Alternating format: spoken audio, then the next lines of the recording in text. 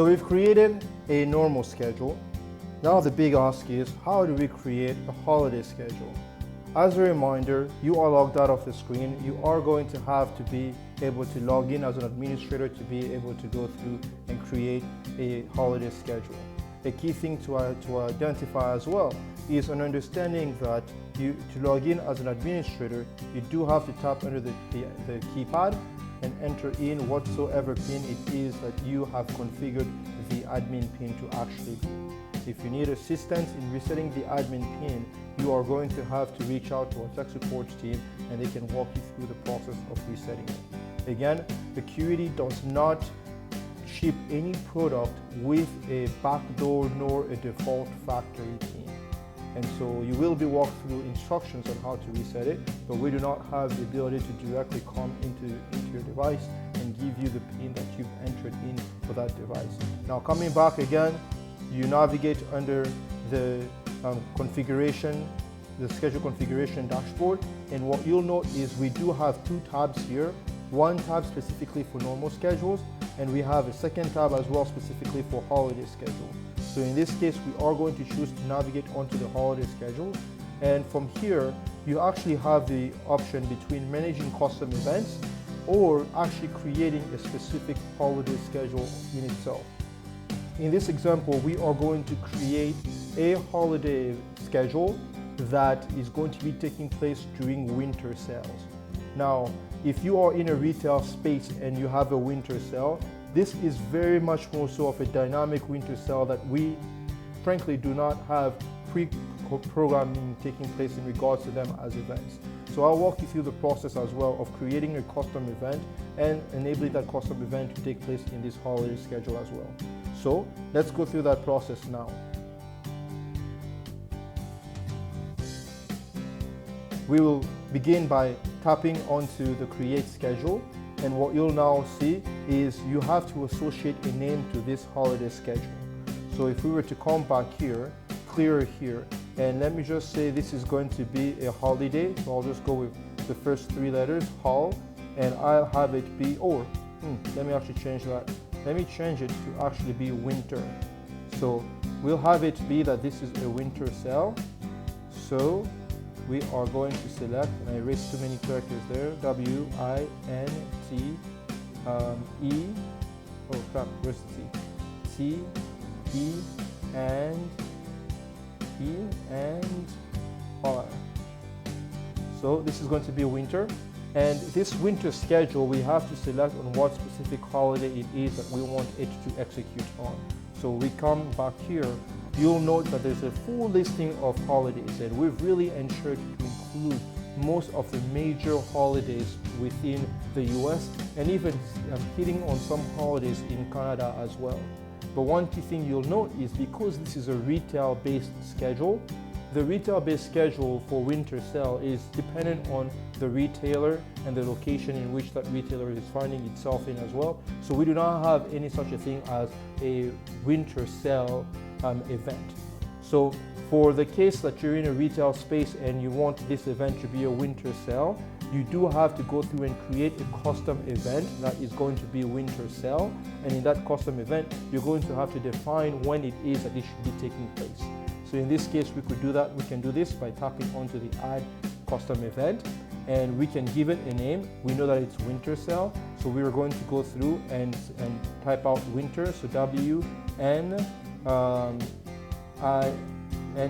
well, W-I-T-I-N-T, winter, where's the R? Winter, and I'll just use the S for sale. Oh, that's a T. I'll use the S for sale. And once you press done, you'll note that that becomes the name of that winter sale as well. But you want to specify more detail in regards to that winter sale, right? So by doing that, you have two options. You can specify, or multiple options. You can specify an exact day in which you want that winter sale to take place every year, or you can specify a date range by which you want this winter sale to take place every year. You can also choose them to have to take place not just every year, but potentially every month as well. You also have the option to select it to run on an offset of days in a month. Let's say, for example, we've got Thanksgiving. Thanksgiving usually takes place during the third Thursday of the month of November. By setting it up as an offset, you are able to then go through and configure it directly on the screen back here, however it is that you would prefer it to be. So in this case, I actually want the winter sale to actually take place much more so at around the April period, and I want to head towards the week of April 21st, or towards the April 21st time range. So I'm going to go ahead and choose the month to be April, and I'm going to go about to selecting much more so towards April 15th is when I'm actually going to have it begin. And so from April 15th, 2020, if it is that you want it to be on a specific date, if it is that you want it to be done much more so annually, then by toggling on this annually, it is actually going to disregard the year, and it's actually going to be recurring every year instead. So by that, you also choose the end date, and of course, if you choose the end date to be the same as the start date, it is going to be a single day schedule or a single day holiday event. So in this case, again, we have chosen it to begin on April 15th. We are going to have it be that this ends actually on April, let's say 28th. So we go from the 15th to the 28th. Then we've captured the 21st, and we'll just expand it back by another week as well. And so by going back again, because we're doing this to repeat annually, so every year, the years actually do not come into impact. If it is that we wanted the years to actually matter, then we can disable the annually, and you'll see that it actually displays the year in which I want these schedules to run, or this custom holiday event to take place, appear as well accordingly. But again, in this case, we do not, and so we want it to be recurring, so we'll maintain it as is, and we can go back now, and by going back, we have actually configured this schedule, holiday schedule, to run, or we've configured this custom holiday event to be winter S, or winter sale, that is going to be happening or taking place on a yearly basis, and during this yearly basis, it is also going to be taking place in such a way that it runs from the 15th of April to the 28th of April accordingly. So if this is the winter sale event that you want to take place, you can go through and approve it. And by approving it, what you'll now note is, yes, you're back onto that schedule that's got a full listing of a bunch of holiday events. You'll also note that the custom holiday event that we just created, Winter S, is also on that list. So from here, you can choose to toggle, and you've officially associated this holiday schedule to execute on this winter sale. Now, if it is that you've got other events that take place, you have a summer sale, for example, or you have a fall sale, all such a thing, you have the ability to go through and expand this list of custom events, and to have this schedule run during those events, you'll just go through and tap on the toggle button to include them as part of this holiday schedule as well. So I can do the same thing as well, for example, for Christmas. If I want this schedule to also run during Christmas, I can come to Christmas and I can toggle Christmas. If it's running on Christmas, it may as well run on Thanksgiving as well. So I can toggle Thanksgiving as well. And that is going to be how you select what specific holidays it is that this holiday schedule executes on.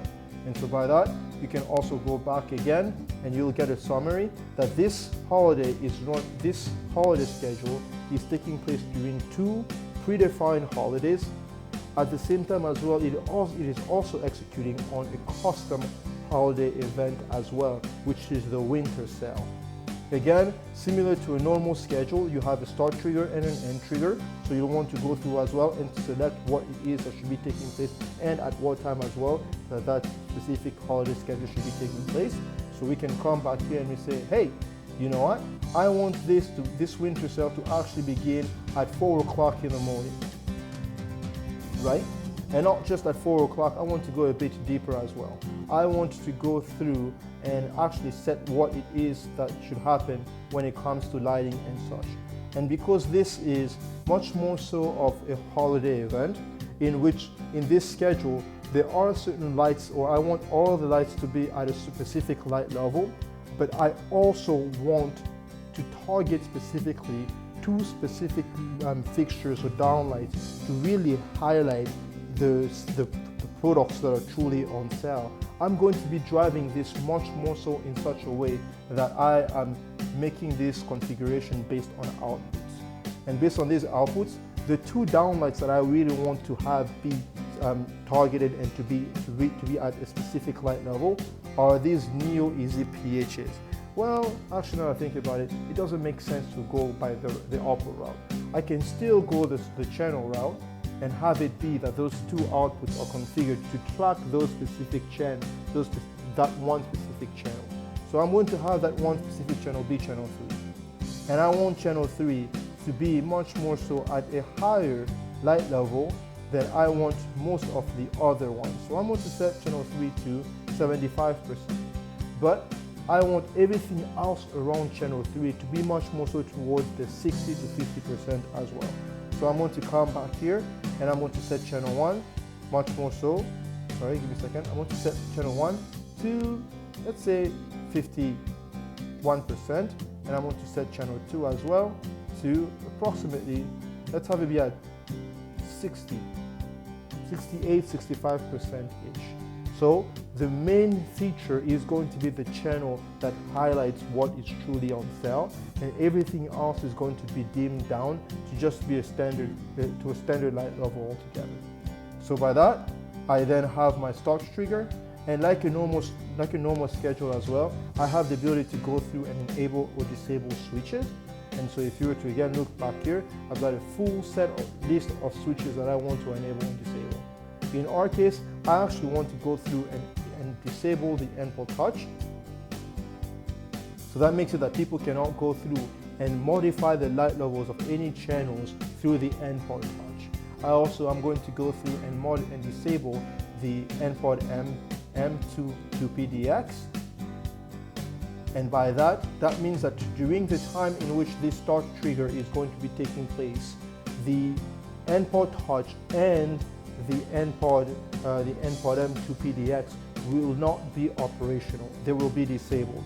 So if users come in and try to turn on lights or dim lights accordingly with those switches, nothing is going to be taking place during that stage or in the spaces in which they are attempting to control through those two switches.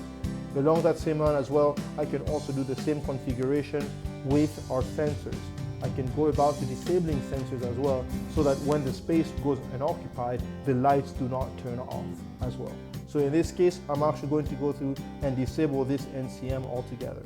And so by going back, what you'll get now is a summary again of the actions that are taking place during this start trigger.